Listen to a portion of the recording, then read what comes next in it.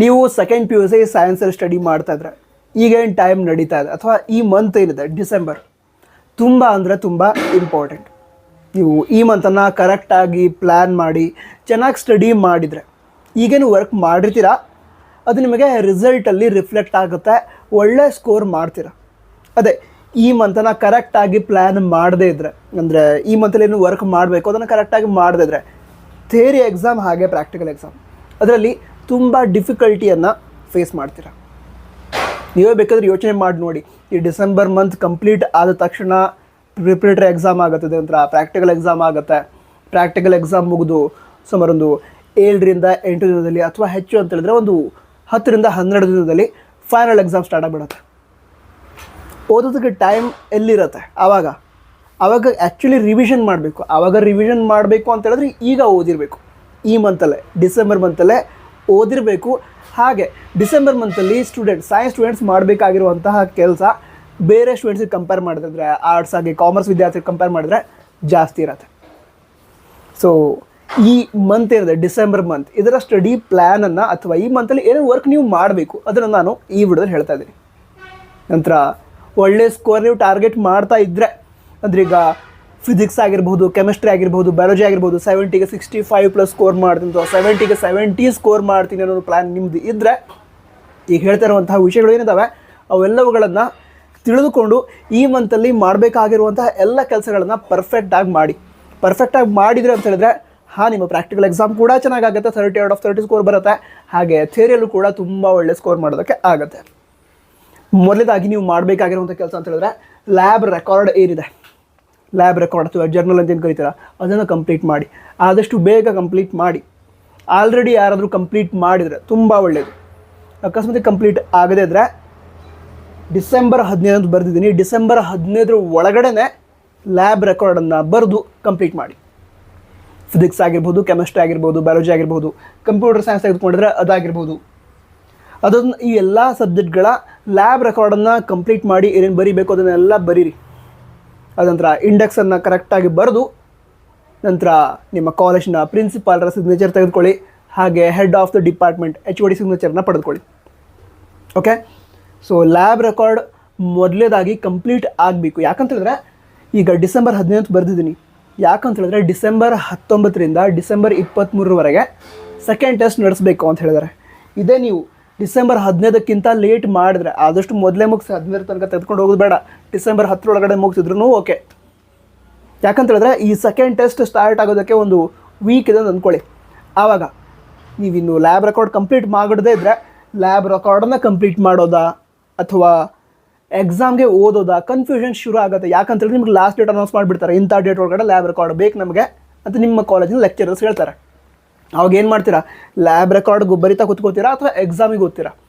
ಈ ರೀತಿ pressure create ಆಗುತ್ತೆ. ಆ ಪ್ರೆಷರ್ ಅವಾಯ್ಡ್ ಮಾಡಬೇಕು ಅಂತ ಹೇಳಿದ್ರೆ ಲ್ಯಾಬ್ ರೆಕಾರ್ಡನ್ನು ಮೊದಲೇದಾಗಿ ಕಂಪ್ಲೀಟ್ ಮಾಡಿ.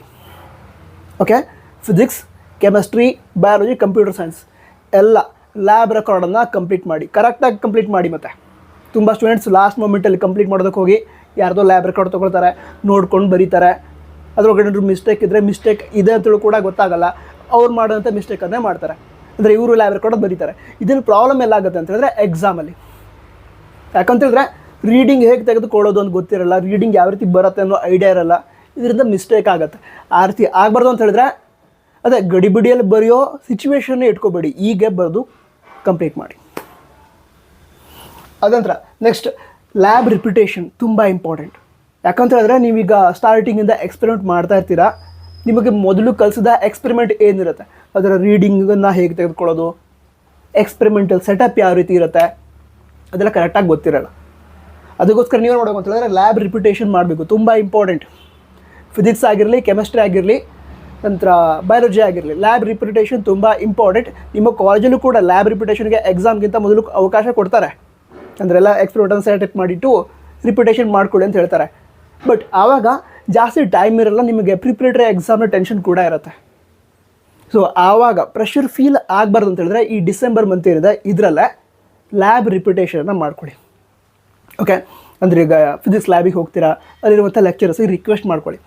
ಅಂದರೆ ಫ್ರೆಂಡ್ಸ್ ಗ್ರೂಪ್ ಹೋಗಿ ಒಂದು 4 to 5 ಮೆಂಬರ್ಸ್ ಗ್ರೂಪ್ ಅವರು ಹೋಗಿ ಇಂಥ ಎಕ್ಸ್ಪೆರಿಮೆಂಟ್ ರಿಪಿಟೇಷನ್ ಮಾಡಬೇಕು ಅಂತಿದ್ದೀವಿ, ಸರ್ ಒಮ್ಮೆ ಗೈಡ್ ಮಾಡಿ ಅಥವಾ ಮೇಡಮ್ ಒಮ್ಮೆ ಗೈಡ್ ಮಾಡಿ ಅಂತ ಹೇಳಿದ್ರೆ ಗೈಡ್ ಮಾಡ್ತಾರೆ. ರಿಪಿಟೇಷನ್ ತುಂಬ ಇಂಪಾರ್ಟೆಂಟ್. ಸರ್ಕ್ಯೂಟ್ ಕನೆಕ್ಷನನ್ನು ಮಾಡೋದು ಅದನ್ನು ತಿಳ್ಕೊಳ್ಳಿ. ನಂತರ ಯಾವುದು ಕೆಮಿಸ್ಟ್ರಿ ಆಗಿದ್ದಿದ್ರೆ ಅಲ್ಲಿ ಕಲರ್ ಚೇಂಜ್ ಆಗಿರ್ಬೋದು, ಸೊ ಅದನ್ನೆಲ್ಲ ಪರ್ಫೆಕ್ಟಾಗಿ ತಿಳ್ಕೊಳ್ಳಿ. ನಂತರ ಏನಾದ್ರು ಡೌಟ್ ಇದ್ದರೆ ಲೆಕ್ಚರ್ಸ್ ಹತ್ರ ಕೇಳಿ, ಅವ್ರು ನಿಮ್ಗೆ ಗೈಡ್ ಮಾಡ್ತಾರೆ. ಬಟ್ ರಿಪಿಟೇಷನ್ ತುಂಬ ಅಂದರೆ ತುಂಬ ಇಂಪಾರ್ಟೆಂಟ್. ಎಷ್ಟು ಸಲ ರಿಪಿಟೇಷನ್ ಮಾಡ್ತಿರೋ ಅಷ್ಟು ಒಳ್ಳೆಯದು. ನಂತರ ಕೆಲವು ಸ್ಟೂಡೆಂಟ್ಸ್ ಅಂತೂ ಲ್ಯಾಬ್ ಎಕ್ಸ್ಪೆರಿಮೆಂಟನ್ನು ಟೀಚ್ ಮಾಡಬೇಕಾದ್ರೆ ಎಕ್ಸ್ಪೆರಿಮೆಂಟ್ ಮಾಡ್ತಾರಲ್ವ, ಆವಾಗ ಗ್ರೂಪ್ ಇರುತ್ತೆ, ಒಂದು 4 ಜನರ ಗ್ರೂಪ್ ಇರುತ್ತೆ. 3 ಜನ ರೀಡಿಂಗನ್ನು ತೆಗೆದುಕೊಂಡು ಕ್ಯಾಲ್ಕುಲೇಷನ್ ಮಾಡಿ ಸರ್ಕ್ಯೂಟ್ ಕನೆಕ್ಷನ್ ಮಾಡಿ ಎಲ್ಲ ಎಕ್ಸ್ಪೆರಿಮೆಂಟ್ ಮಾಡ್ತಾರೆ. ಒಬ್ಬರು ಹಾಗೆ ಕೂತ್ಕೊಂಡಿರ್ತಾರೆ, ಅವ್ರು ಮಾಡಿರೋದನ್ನು ನೋಡಿಕೊಂಡು ಬರೆದುಬಿಡ್ತಾರೆ. ಎಕ್ಸ್ಪೆರಿಮೆಂಟೇ ಮಾಡಿರಲ್ಲ, ಎಕ್ಸ್ಪೆರಿಮೆಂಟ್ ಹೇಗಿರುತ್ತೆ ಸರ್ಕ್ಯೂಟ್ ಕನೆಕ್ಷನ್ ಏನೂ ಐಡಿಯಾ ಇರೋಲ್ಲ. ಆ ರೀತಿ ಯಾರಾದರೂ ಮಾಡಿದರೆ ಈ ಮೊಮೆಂಟ್ ಏನಿದೆ ಡಿಸೆಂಬರ್, ಇದರೊಳಗಡೆ ರಿಪಿಟೇಷನ್ ಮಾಡಿ ಅದೇ ಫ್ರೆಂಡ್ಸ್ಗಳ ಜೊತೆಗೆ ಲ್ಯಾಬಿಗೆ ಹೋಗಿ ರಿಪಿಟೇಷನ್ಗೆ ಅಪರೇಟರ್ಸ್ ಬೇಕು ಅಂತ ಕೇಳಿ ಕೊಡ್ತಾರೆ. ಆ ಟೈಮಲ್ಲಿ ನೀವೇ ನಿಮ್ಮ ಕೈಯಾರೆ ರೀಡಿಂಗನ್ನು ತೆಗೆದುಕೊಳ್ಳಿ. ಓಕೆ, ಈ ರೀತಿ ಮಾಡಿ ಪರ್ಫೆಕ್ಟ್ ಮಾಡ್ಕೊಳ್ಳಿ. ಯಾಕಂತ ಹೇಳಿದ್ರೆ ಲ್ಯಾಬ್ ಎಕ್ಸಾಮ್ ಏನಾಗುತ್ತೆ ನಿಮ್ಮ ಸೆಕೆಂಡ್ PUC ಆವಾಗ ಎಕ್ಸ್ಟರ್ನಲ್ ಎಕ್ಸಾಮಿನರ್ ಇರ್ತಾರೆ ಎಕ್ಸಾಮ್ ಹಾಲಲ್ಲಿ. ಆ ಟೈಮಲ್ಲಿ ಅವರೇ ವೈವಾ ಕ್ವಶನ್ ಕೇಳ್ತಾರೆ. ಕೆಲವೊಮ್ಮೆ ಸರ್ಕ್ಯೂಟ್ ಕನೆಕ್ಷನ್ನು ಕೇಳಿಬಿಡ್ತಾರೆ, ಡ್ರಾ ಮಾಡು, ಇದು ಈ ಅಪರೇಟರ್ಸ್ ಏನು, ಆ ಅಪರೇಟರ್ಸನ್ನು ಯಾಕೆ ಯೂಸ್ ಮಾಡ್ತಾರೆ, ಈ ರೀತಿ ಕ್ವಶನ್ ಕೇಳಿಬಿಡ್ತಾರೆ. ನಿಮಗೆ ಅದ್ರ ಬಗ್ಗೆ ಐಡಿಯಾನೇ ಇಲ್ಲ ಅಂತ ಹೇಳಿದ್ರೆ ಏನು ಆನ್ಸರ್ ಮಾಡ್ತೀರಾ? ಅದಕ್ಕೋಸ್ಕರ ಲ್ಯಾಬ್ ರಿಪಿಟೇಷನ್ ತುಂಬ ಇಂಪಾರ್ಟೆಂಟ್. ನಂತರ ಸೆಕೆಂಡ್ ಟೆಸ್ಟ್ ಹೇಳಿದೆ. ಸೆಕೆಂಡ್ ಟೆಸ್ಟ್ ಡಿಸೆಂಬರ್ 19ರಿಂದ 23ವರೆಗೆ ನಡೆಸಬೇಕು ಅಂತ ಹೇಳಿದ್ದಾರೆ. ಸೊ ಅದೇ ಟೈಮ್ ಫ್ರೇಮ್ ಒಳಗಡೆ ಎಕ್ಸಾಮ್ ಆಗುತ್ತೆ. ನೀವೀಗ ಇದರೊಳಗಡೆ ಟೈಮ್ ಪೂರ್ತಿ ಇನ್ವೆಸ್ಟ್ ಮಾಡೋದಕ್ಕೂ ಆಗಲ್ಲ. ನೀವು ಸೆಕೆಂಡ್ ಟೆಸ್ಟ್ನ ಪ್ರಿಪ್ರೇಷನ್ ಕೂಡ ಮಾಡಬೇಕು. ಮಿಡ್ ಟರ್ಮ್ ಎಕ್ಸಾಮ್ ಆಯ್ತಲ್ವಾ, ಅದರ ನಂತರದ ಸಿಲೆಬಸ್ ಇರುತ್ತೆ ಸೆಕೆಂಡ್ ಟೆಸ್ಟ್ಗೆ. ಈಗ ಫಿಸಿಕ್ಸ್ ಆಗಿರ್ಬೋದು, ಕೆಮಿಸ್ಟ್ರಿ ಆಗಿರ್ಬೋದು, ಹಾಗೆ ಬಯಾಲಜಿ, ಮ್ಯಾಥಮೆಟಿಕ್ಸ್, ಈ ಎಲ್ಲ ವಿಷಯಗಳ ಪ್ರಿಪ್ರೇಷನ್ನ ಮಾಡಬೇಕಾಗತ್ತೆ. ಸೊ ಸಿಲೆಬಸಲ್ಲಿ ಯಾವ್ಯಾವ ಚಾಪ್ಟರ್ಸ್ ಇದ್ದಾವೆ ಅದನ್ನು ತಿಳಿದುಕೊಳ್ಳಿ. ಇಂಪಾರ್ಟೆಂಟ್ ಕ್ವಶನ್ಸನ್ನು ಕಲೆಕ್ಟ್ ಮಾಡಿ ಪ್ರಾಕ್ಟೀಸ್ ಮಾಡ್ಕೊಳ್ಳಿ.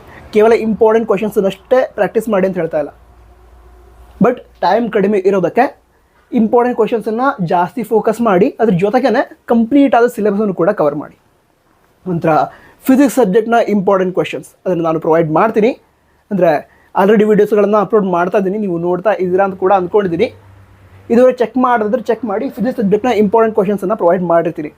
ಅಕಸ್ಮಾತಾಗಿ ಪಾಸಿಬಲ್ ಆದರೆ ಕೆಮಿಸ್ಟ್ರಿ ಹಾಗೆ ಬೇರೆ ಸಬ್ಜೆಕ್ಟ್ಗಳ ಇಂಪಾರ್ಟೆಂಟ್ ಕ್ವಶನ್ಸನ್ನು ಕೂಡ ಪ್ರೊವೈಡ್ ಮಾಡೋದಕ್ಕೆ ನಾನು ನನ್ನ ಕಡೆಯಿಂದ 100% ಟ್ರೈ ಮಾಡ್ತೀನಿ. ಸಾಧ್ಯ ಆದರೆ ಪ್ರೊವೈಡ್ ಕೂಡ ಮಾಡ್ತೀನಿ. ಓಕೆ, ನಂತರ ಮುಂದಿನ ವಿಷಯ ತಿಳ್ಕೊಳ್ಳೋದಾದರೆ ಪ್ರಿಪ್ರೇಟರಿ ಎಕ್ಸಾಮ್. ನೀವೀಗ ಪ್ರಿಪ್ರೇಟರಿ ಎಕ್ಸಾಮ್ಗೆ ತುಂಬ ಟೈಮ್ ಇದೆ ಅಂತ ಅಂದ್ಕೊಳ್ತಾ ಇದ್ರೆ ಇಲ್ಲ. ಜನವರಿ ಫಸ್ಟ್ ವೀಕ್ನ ಎಂಡ್ ಪ್ರಿಪ್ರೇಟರಿ ಎಕ್ಸಾಮ್ ಸ್ಟಾರ್ಟ್ ಆಗಿಬಿಡುತ್ತೆ.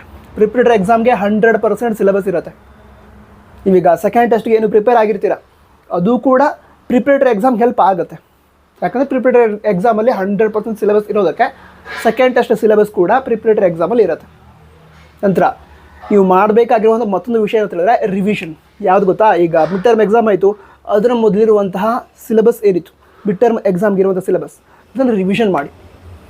ಡೈಲಿ ಮಿನಿಮಮ್ 1 ರಿಂದ 2 ಅವರ್ ಇಟ್ಕೊಂಡಿರಿ, 1 to 2 ಅವರ್ಸ್ ಇಟ್ಕೊಂಡಿರಿ ರಿವಿಷನ್ ಮಾಡೋದಕ್ಕೆ. ಸೊ ಒಂದು ಚಾಪ್ಟರ್ ತೆಗೆದುಕೊಳ್ಳಿ, ಅದರಲ್ಲಿರುವಂಥ ಕಾನ್ಸೆಪ್ಟನ್ನು ಒಮ್ಮೆ ಗ್ಲಾನ್ಸ್ ಮಾಡಿ ಬರೆದು ಪ್ರಾಕ್ಟೀಸ್ ಮಾಡಿ. ರಿವಿಷನ್ ತುಂಬ ಇಂಪಾರ್ಟೆಂಟ್ ಡಿಸೆಂಬರ್ ಮಂತಲ್ಲಿ. ಈಗ ರಿವಿಷನ್ ಮಾಡದೇ ಇದ್ದರೆ ಪ್ರಿಪ್ರೇಟರಿ ಎಕ್ಸಾಮಲ್ಲಿ ಒಳ್ಳೆ ಸ್ಕೋರ್ ಆಗಲ್ಲ.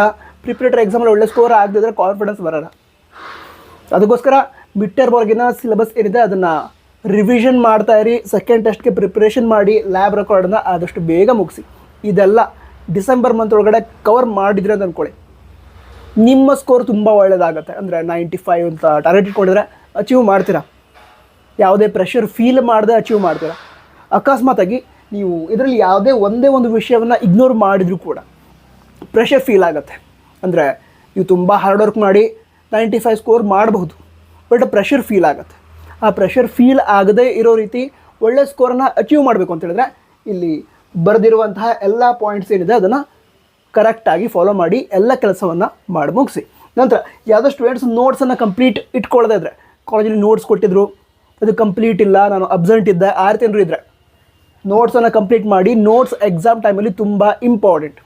ನಂತರ ಸ್ಟಾರ್ಟಿಂಗಿಂದ ಯಾವ ನೋಟ್ಸನ್ನು ಫಾಲೋ ಮಾಡ್ತಾ ಇದ್ದೀರಾ, ಅಂದರೆ ಈಗ ಮಿಡ್ ಟರ್ಮ್ ಎಕ್ಸಾಮ್ಗೆ ಯಾವ ನೋಟ್ಸನ್ನು ಓದಿದ್ರೆ ಅದೇ ನೋಟ್ಸನ್ನು ಕಂಟಿನ್ಯೂ ಮಾಡಿ. ಅಂದರೆ ಎಕ್ಸಾಮ್ ಲಾಸ್ಟ್ ಮೂಮೆಂಟಲ್ಲಿ ನೋಟ್ಸನ್ನು ಯಾವುದೇ ಕಾರಣಕ್ಕೂ ಚೇಂಜ್ ಮಾಡಬಾರ್ದು. ಆಲ್ರೆಡಿ ಏನು ಓದ್ತಾ ಇದ್ದೀರಾ ಅಂದರೆ ಯಾವ ನೋಟ್ಸನ್ನು ಫಾಲೋ ಮಾಡ್ತಿದ್ದೀರಾ ಅದನ್ನೇ ಫಾಲೋ ಮಾಡಿ. ಅಕಸ್ಮಾತ್ ಅದರಲ್ಲಿ ಏನಾದರೂ ಚೇಂಜಸ್ ಮಾಡೋ ಅವಶ್ಯಕತೆ ಇದ್ದರೆ, ಅಂದರೆ ಆನ್ಸರ್ ಬರೋದಕ್ಕೆ ಅದೊಂದು ಪಾಯಿಂಟ್ ಇಲ್ಲ ನಿಮ್ಮ ನೋಟ್ಸಲ್ಲಿ, ಆ ಟೈಮಲ್ಲಿ ಆ ನೋಟ್ಸನ್ನ ಆ್ಯಡ್ ಮಾಡ್ಕೊಳ್ಳಿ. ಬಟ್ ನೋಟ್ಸನ್ನು ಎಕ್ಸಾಮ್ ಮೊಮೆಂಟ್ ಏನಿರುತ್ತೆ ಅದರೊಳಗಡೆ ಚೇಂಜ್ ಮಾಡಬೇಡಿ. ಆಲ್ರೆಡಿ ಫಾಲೋ ಮಾಡ್ತಿರೋದನ್ನೇ ಫಾಲೋ ಮಾಡಿ. ನಂತರ ಒಳ್ಳೆ ಸ್ಕೋರ್ ಮಾಡಿ. ಮತ್ತು ಡೌಟ್ ಇದ್ದರೆ ಕಮೆಂಟ್ ಬಾಕ್ಸ್ ತಿಳಿಸಿ. All the best. ಜೈ ಹಿಂದ್. ವಂದೇ ಮಾತರಂ.